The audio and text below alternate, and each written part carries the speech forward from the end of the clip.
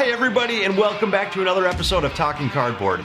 My name is Cory, and on today's episode, it is a special one to me, being that I talk about my top 10 favorite board games released between the years 2009 to 2012, the very first 3 years I ever got heavily invested in the board game hobby. That is the reason why it is so special to me. So let's get right into it.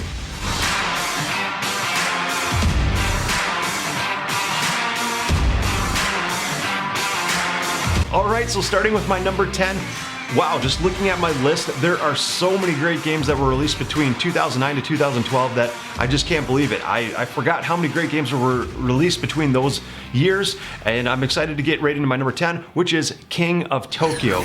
King of Tokyo, a monster combat style game where it's one versus all. The monster that's in Tokyo is trying to defend off and fight off the invading monsters. You can go back and forth from being in Tokyo and being out of Tokyo, and it's a Yahtzee style game where you roll dice and you do different things with the face values of the dice. You can have up to 2 re-rolls to help kind of mitigate your options, and it's the first one to either 20 victory points or to be the last one standing and kill all the rest of the monsters. So it's a very fun game. How you do that, there are different sides to all the dice, like I had mentioned earlier, where there's a side with a monster claw that'll deal 1 damage per claw to all the monsters outside of Tokyo if you are the monster in Tokyo. And if you're one of the monsters that are outside of Tokyo, then you deal damage only to the monster that's inside Tokyo. So it's kind of a tug-of-war back and forth game between attacking the monsters outside Tokyo if you are the one in it, and vice versa. That's a lot of fun. There are point values to the sides of the dice, 1, 2, and 3. If you roll 3 of a kind, let's say you roll 3 2s, you get 2 points for that, and every 2 beyond the third one that you roll is an additional point. So 3 2s get you 2 points. Let's say you roll 4 2s, you get the 2 points for the first 3, and then an additional point for that 4th die, so you'd get 3 points. Like I said, the first one to 20 points. That is one of the ways you can win, or just be the last one standing. There are sides to the dice that have hearts on it, and the hearts heal you. You cannot heal when you're in Tokyo, so you have to be very careful. If you are dealt damage, you can yield Tokyo and hop back out and go, oh, hey, it's time to start healing some of my monsters and get my health back up, because you only start with 10 health. If you get down to 0, you're dead. You're out of the game. It's all done for you. So that is a very important thing to remember. You cannot heal in Tokyo. So getting back into the other sides of the dice too, there is an energy side to the die, which is a lightning bolt symbol. You can collect these energy cubes, which are these nice, neat little clear green cubes that once collected, you can purchase more cards for better abilities, different other mitigations, and other specials to help go towards your overall goal. So King of Tokyo, my number 10, a fantastic game. All right, and my number 9, I actually just got to the table last night with a good friend of mine, and that is Star Wars X-Wings miniature game. The miniatures game, very, very fun. It is a skirmish combat game with ships. The ships are to scale, which look very cool too. So you've got the X-Wings, and the YT-1300 Millennium Falcon is a lot larger than the X-Wing, so everything is to scale. It looks very, very good on the board, and you basically have these secret dials that you are turning to different maneuvers. You've got little bank turns, and you've got hard turns, and you can speed ahead and have different abilities to try to outmaneuver your opponent. How that works is you secretly lock in your dials to specific movements, turn them face down, and set them next to each one of your ships. Once all the movements are locked in, you resolve them in order from least to greatest for pilot skill. So the least skilled pilot gets to move first, but then it's vice versa with attacking. The most skilled pilot gets to attack first. So it's kind of a cat and mouse game, back and forth. You're trying to outmaneuver your opponents, trying to get around those asteroids without hitting the asteroids, and try to circle back around, maybe behind or off to the side of your opponent, to where you're just out of their line of sight, but they may be in your line of sight, so you're not getting hit, but they are getting hit. A lot of fun. The first one to blow up all of your opponent's ships is the winner of the game, and has not gotten old. I know there's second edition just came out. There's so many different ships, all from the cartoons and different movies and different expanded universe. There's just so many things to get. But honestly, if you're looking to try this game, I would just grab one of the base boxes. I would just grab second edition, obviously, because it is the new different rule set. I know it's a little bit different than the first edition, so grab maybe a starter box and a couple other of your favorite ships. They look great on the shelf too, so if you're looking to display them, that is another good reason to grab this, but it is a lot of fun to play as well. Dice rolling for combat, so there is a little bit of luck in that, but I've had a whole lot of fun just trying to outguess your opponent to see where they're going to fly and try to guess on how to fly around them and get in a better position, and it's just a whole lot of fun. That is Star Wars X-Wings Miniatures. All right, and my number 8 is Eclipse, a 4X Euro-style game that is just amazing. Love every bit of it. 4X, of course, stands for Expand, Explore, Exploit, and Exterminate. So you are looking to do maybe 2-3 of those different things, the best out of your opponent. You can definitely specialize. You can dabble a little bit in each one of those 4 X's, those 4 different actions or action styles that you can do. But it is a Euro game at heart. Like most of my games on the shelf back here, Euro games are what are near and dear to my heart and what I love most in the gaming hobby. But having said that, it does have some extermination as well, which you do find, some combat, which you do find in more of the thematic or American style games as well. And I don't mind that as much. It is a lot of fun. What makes this game a Euro-style game through and through is that you have your own player board, and on your player board you have these different discs. And when you take a disc off the spot, you have to pay the value in money on how much that disc is worth to do one of the actions. You place the disc on one of the actions you'd like to do and go out and carry that action. Why that is so cool to me is that I like the really tight Euro-esque style games where you have to really manage your money very well, and the better you can manage your money and manage your resources and upgrade your clan and really manipulate what you're doing to make your race very unique and on its own and stands out from the rest. That's what I like the most about this game. Yes, there is you know, some combat, which a lot of people are going to enjoy. If you're more of a Euro-style gamer, some Euro-style gamers don't really like that conflict or that combat, but it's not too heavy in this game. It's definitely on the lighter side for the combat, and it is a lot of fun too. You carry out, I know in the new edition coming out, you carry out 8 rounds. In the first edition, you carry out 9 rounds, and the player who has done the best in victory points after 9 rounds wins the game. Pretty simple at heart, but there is a lot going on, and I just love the 4X style. I love expanding basically expanding your army and what you're doing, and exploiting the resources, trying to do the best you can with those.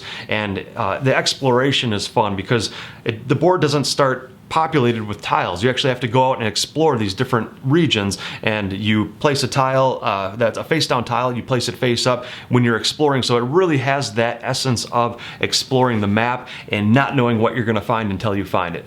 So that is my number 8, Eclipse. Very, very fun. All right, and my number 7 game is The Resistance, a game that generates a lot of table talk, a lot of fighting back and forth, a lot of arguing and yelling. I know that sounds aggressive and maybe a turn off to a lot of people, but it's really not that bad. It's a whole lot of fun. It's basically a party game where you've got some people who are a part of the resistance, some people that are a part of kind of more of the spy group. In the very beginning of the game, everybody closes their eyes. The spies get to open their eyes and see who the other spies are, then they close their eyes, and then everybody opens their eyes again. So the spies know who each other are. The good people don't know who the good or the bad are, so that makes it very fun.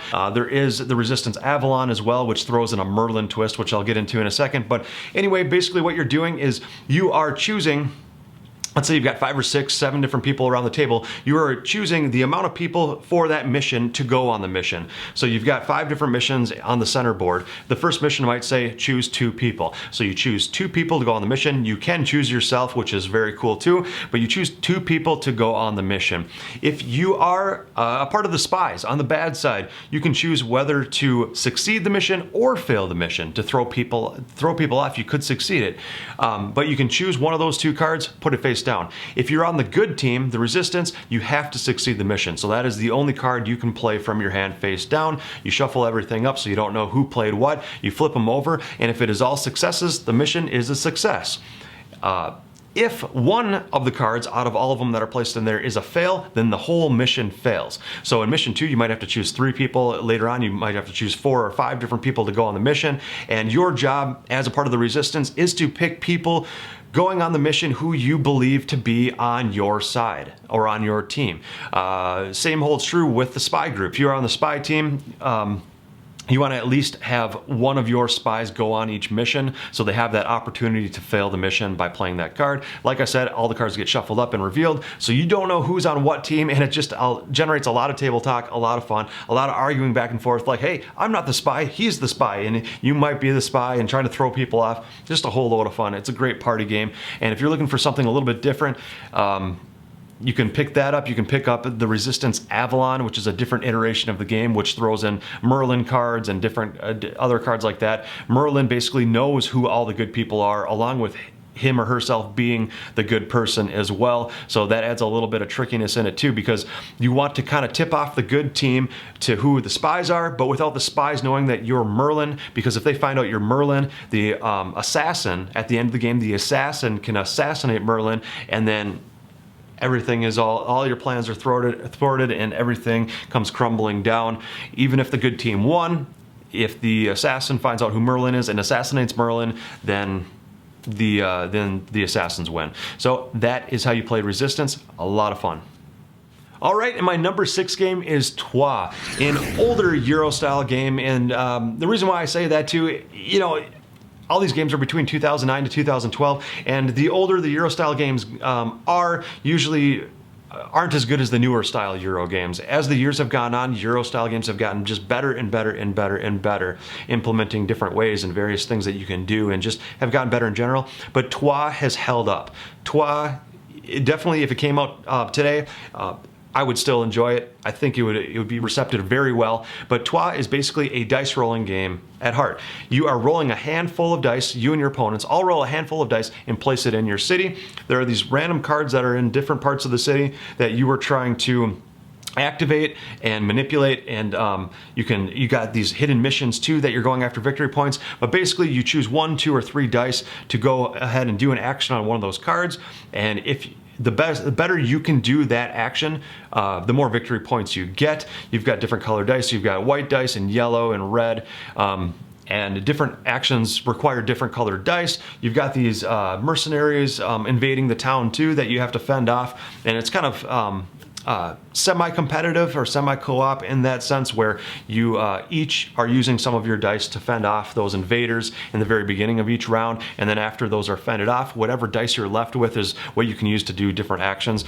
The really cool, unique thing in this game that I love the most is that you can actually buy dice from your opponents without their blessing. Without them allowing you to do so, you can just say, hey, you know, that 5 or that 6 die looks a lot better than what I have over here. Let me go ahead and give you some money for that die. And you can actually buy it from them, even if they don't want you to. They get some money out of it, but they lose their high value die that you can then use to go on one of your missions or activations to better get more victory points that way, and vice versa. They can then buy some dice from you that, oh hey, I really need a high yellow die, and all my yellow dice are just not very good, but looks like you've got a 6 over there, I'm gonna buy that from you. Or you've got higher dice than me, I'm gonna buy those from you.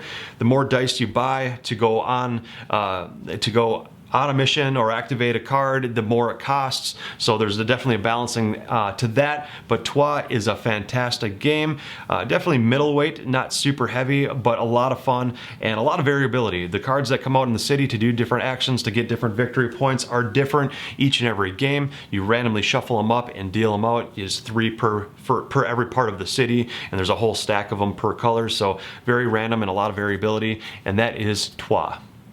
All right, and my number 5 game on this list, I actually just bought recently. I bought it used at a swap sale recently, and that game is Kemet. And I'm extremely glad I bought this game. I've heard great things over the years. I've heard some bad things, some negative, some positive, but I have heard a lot of great things about Kemet, and didn't really think it was gonna be my style of game, but I got it for a great price at a swap sale and thought I'd give it a try, and I am extremely glad I did. Kemet is a great game. Ancient Egyptian monsters and creatures sectors and different things, and it's basically an area control game at heart. You have these different regions around the board. You've got your little hometown that everybody starts at, and everybody is equidistant away from one another, so there isn't any like, oh, that guy's further away from me than this guy, so I'm gonna go after the guy that's closer, and people are ganging up on people. No, that's not the way it is. Everybody is equidistance away, and at the heart of the game, you're going after victory points. The first one to 8 victory points or 10 victory points in a long game is the winner of the game. And how you do that is through combat or through upgrading your pyramids to their fullest potential, and different ways. So basically in this game, it very much encourages attacking your opponents. If you just sit there and turtle and really build up your defense, you're not going to get any points for that. There are some upgrade tiles that you can purchase that do give you a benefit for winning a battle while defending, but it really encourages you to go out and win a battle while attacking somebody, because that is how you get your victory points. Like I said, the first one to 8 or 10 victory points is the winner. The game goes fairly quickly. It's a couple hours long, but it really ramps up as you build up your army, and you're going and trouncing these people and killing and winning more battles to getting those points. It really comes to an end very quickly. Very fun. There's so many different tiles. There's red tiles and blue tiles and white tiles. White tiles are very great for the economy. The blue tiles are very heavy on defense, bettering your defense, and the red tiles are for combat. And you can purchase those using your, I forget the monetary value. What is it? The prayer points. So using your prayer points, you can go out and purchase these better technology tiles to make your army that much stronger and that much more unique versus your opponents. Your opponents are doing the same things. There's just a plethora of tiles you can purchase. There's so many different tiles, but that's what makes each game so unique and each game so custom, each army so custom, and you never know what you're going up against. And if you might see somebody, you know, buy a couple tiles and go after a certain strategy in a certain way, you can go ahead and buy tiles that help defend against that, or help combat that, or neutralize what they're trying to do. A lot of fun. Like I said, there's pyramids in the game as well. You start off with pyramids in your town. Those pyramids are valued anywhere from 1 to 4, and that tells you what tier of tile you can purchase. The 1 tier tiles are the worst, or the weakest. The 2s, 3s, and then eventually the 4s are the strongest tiles you can buy. You can spend prayer points to upgrade your pyramids to get the better tiles. But why that is so important as well is that if your opponent doesn't have a certain color pyramid, they can't buy tiles of that color. But if you have that color pyramid and you've been sitting there all game or for half the game upgrading that pyramid, and it's at like a level 3 or 4, let's say it's a level 3 or 4 red, and I only started with a blue and a white pyramid, I don't have a red, I might then go try to take control of your red pyramid in order to purchase those really good red expensive tiles. So either for upgrades or for those really good level 4 monsters, and the monsters are real unique and cool too, that add a lot more movement or combat to your specific group that you're sending out with that monster. This game has a whole lot of variability, a whole lot of fun. It does take a little bit getting used to if it's your first time playing and you're playing with a group of people that have played it many times. You might get your butt kicked, but that's okay. It still is a lot of fun, and as you learn the different tiles and the different strategies through consecutive plays, it just gets even that much more fun. So that is Kemet. All right, and number 4 is Lords of Waterdeep, a very light worker placement Euro game that I have just loved since day one. Another game that I had bought used years and years ago and have never regretted it. I've played it a few times each and every year since I purchased it years ago. I mean, this game has gotten numbers of plays. It got even better with the expansion, the Scoundrels of Skullport, which I'll get into in a second. But basically, in Lords of Waterdeep, you have these different missions, and you have to recruit these recruits on the worker placement board to come join your side. You send those recruits out on the mission to complete it for victory points. Most victory points at the end of the game wins. It is set over a number of rounds, I think around 8 rounds. At the end of the 8th round, whoever has the most points wins. It's really cool though, because you've got these intrigue cards that are unique to you. So as you gather these intrigue cards to your hand, there are some certain spots on the board that you can place a worker there and go ahead and play one of those intrigue cards, and that is very unique and customized to your specific strategy. And that makes a whole lot of fun too. There's a spot where you can actually build these building tiles, and you can place your little token on it saying that you own that building. What's really neat about that is obviously you can use that as another worker placement spot for whatever benefit that gives. But if one of your opponents decides, hey, that building that Cory just purchased and placed on the board is really cool and really useful to me right now, I want to use that, they can use it. They can go ahead and use your building for the benefit, but you get the benefit, you get a minor benefit on the bottom of that tile for an opponent using it. So it really kind of makes you want to build these cool buildings, not only for you to use, but for your opponents to use for additional benefits as well. So that's a lot of fun. Like I said, the Scoundrels of Skullport just adds so much more flexibility and so many more options to the game as well. It adds these different starting mission lords that you can start with, so that adds variability. It also adds a track with skulls on it, and as you do these really aggressive, awesome actions, some of them you have to take a skull with it, and the more skulls you have, the more negative points it's worth at the end of the game. There are different intrigue cards that you can gather and play that actually get rid of your skulls as well, so you're throwing those skulls back onto the board, and if your opponents are stuck with more skulls than you, they're getting more negative points at the end of the game than you are, so that's a cool way to kind of manipulate that as well, and just a whole lot of fun. Very light, definitely more of an introductory style worker placement game, along the lines of other games like Stone Age, but it's a whole lot of fun.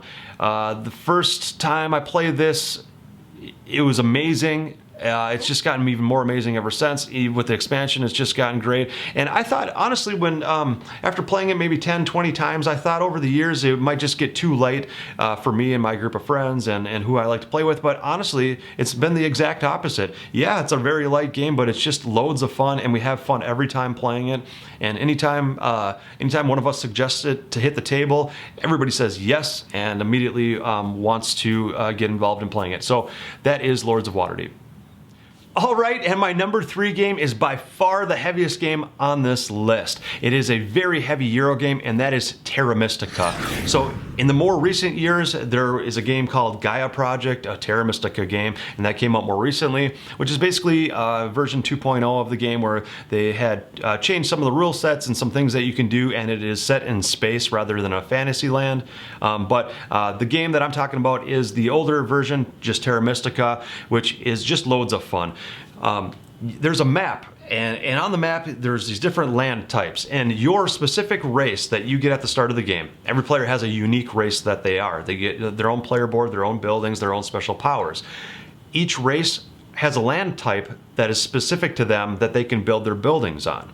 So you have to use these different shovels, manipulate the land or terraform the land to be the land type that you can build on. Once you have terraformed to the land type you can build on, you put the tile of your land type on that spot, and now that is buildable to you.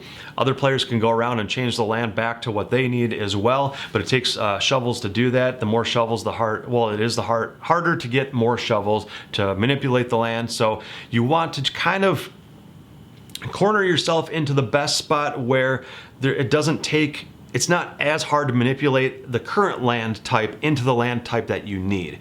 So there's a lot going on. There's different things you can do to get across rivers and bodies of water too. So there is some expansion out onto the board that I love a lot in this game. But what I like the most about this game is that each unique player board has obviously a special power, so you're trying to exploit that special power the best you can to eventually get the most victory points you can, and it's an extremely tight game, extremely tight. You're using money to build out and upgrade your different buildings that give you these unique different powers, and the better you can do that, obviously, the better engine you build to get more victory points later on in the game.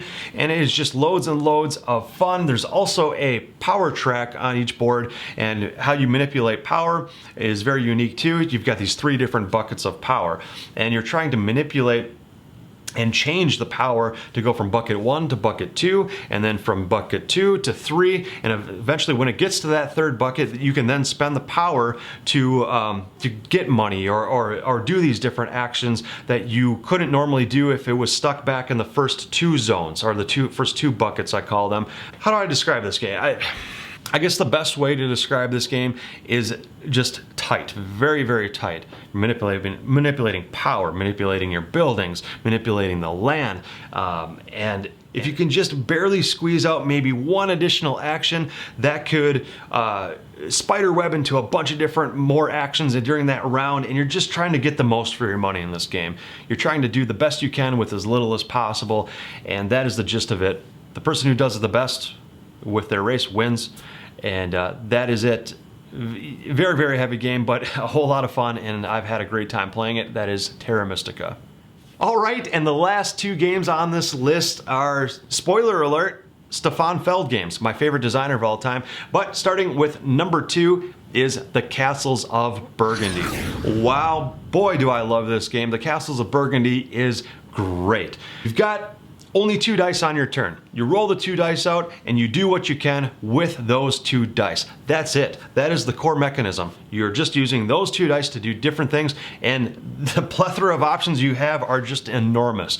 You've got the center board and you have your own board. On the center board you have all these different tile types that you can buy. There are animal tiles that you can add to your board for points. The more animals of the same type that you have in the same region, the more points you get. When you complete regions on your board, you get more points. There are different cargo that you can buy. When you send off the cargo, you get points and money. There are these black tiles that you can buy that basically add some more variability and some more options on how you can better expand and add to your territories. So on your main board, like I said, there's this big territory of different colored regions. Different colored regions pertains to the color of tile, the tile type that you can buy off the main board. If it's a blue tile, you have to place it on a blue spot. If it's a green, you have to place it on a green spot, so on and so forth. You've got yellow tiles that give you special abilities or special endgame scoring. The dark castle tile, the dark green castle tiles gets you an extra die, so a 3rd die on your turn that you can roll and do an action with. And there's just so many different options, and it's just so open to the variability that you can do with only these 2 dice each turn. It just makes it such a great game. So tight, so strategic, a whole lot of fun. That is the Castles of Burgundy. All right, and number 1 on my list is actually my favorite Stefan Feld game of all time. Easy to see that it's number 1 on this list for that reason, and that game is Trajan. Trajan, a rondel-style Mancala type mechanism of a game. A huge main board with a million different things you can do, like classic Stefan Feld, but what I love most about this game is that each player has a player board that basically the same player board, and you're given these different colored tokens that you place in these cups that are on your board. Just a two-dimensional looking cups that are flat on your board. So the main mechanism is Mancala. It's the classic Mancala game mechanism where you've got these colored tokens on each one of the cups on your board. You take a handful of the tokens that are on one of the cups, and you place one as you go clockwise around the board, and wherever you land is the action you can do. There are like six different actions, main actions you can do. There are also these different Trajan tiles around the rondel, around the Mancala wheel as well, that if you land on it with a specific color of tokens, you can actually trigger that and get points that way. But wherever you land is the main action you can do. There's everything from gathering another Trajan tile to place on your board to later try to get to complete with these different colored tokens. There's an action where there's a builder's action where you're building these houses, and you're trying to it's basically like a set collection type mechanism where you're collecting these different like fountains and these different artifacts and things that the more you have, the more points you get for that. There is a military action where you're going on this military map and sending your guys out to get different points and different tokens to help mitigate. There's just so many things to help mitigate some of your other actions. There are the shipment action, where another set collection element where you're collecting these different artifacts from a deck into your hand, and you can actually ship out maybe like a set of two, like 3 sets of 2 of the same cards. So you might have 2 fish, 2 pots, and 2 wheat, and you send them out for points. Or there might be one where you need 4 of all different cards, or 4 of the same card, and you ship that out for points. So that's another mechanism in the game. There's just so many things going on. So crunchy, so great, so strategic, and everything revolves around that Mancala mechanism. So if you like the classic Mancala board game, or Mancala style, you might love this game. It is heavier, so you have to be kind of aware of what you're getting into. Definitely watch some reviews online and read more about it before you purchase it. But if you like, or if you're willing to get into the heavier style Euro games, this is probably medium, middleweight to heavyweight style strategy Euro. But the main mechanism being that Mancala, where you're trying to land on the best color token on the best spot. It just makes it a whole lot of fun. Because what can happen too is you can start clumping a ton of your colors together on one spot, and then you eventually have to use that, and you don't know where it's going to land because you didn't plan the best for it. And it's all about planning 3 or 4 turns ahead. So it's almost kind of chess-like with the strategy too, where, you know, if I go 3 spots and land with a blue token on this place, and then I do the same thing with that yellow token, then I can place the yellow token where it needs to be for that Trajan tile and go on to the next one with the blue token to land on the military spot, where I had to move the guy up here on the military track to get a piece of bread as the resource to help not get negative points, because bread is one of my requirements not to get negative points at the end of this round. And there's just so many different things you're thinking of. It can be such a brain burner, but that's what I love the most.